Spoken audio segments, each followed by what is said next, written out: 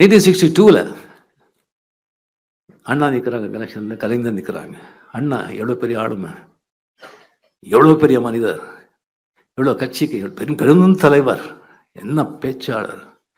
அவர் பேசின பிறகு கலைஞர் ஆகட்டும், நெடுஞ்செழியன் ஆகட்டும், சம்பத் ஆகட்டும், நடராஜன் ஆகட்டும், யார் பேசினா கூட, சம்பத் ஆகட்டும், யார் பேசினா கூட வந்து இதாகாது.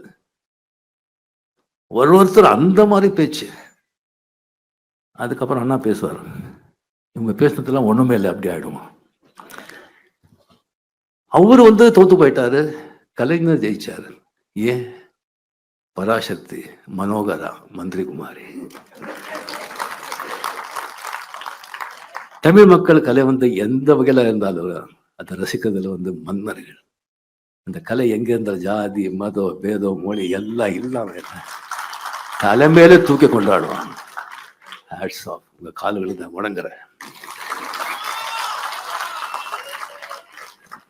சார், தொடரட்டும் உங்க பணி, அரசியலையும் சரி, இலக்கியத்திலும் சரி.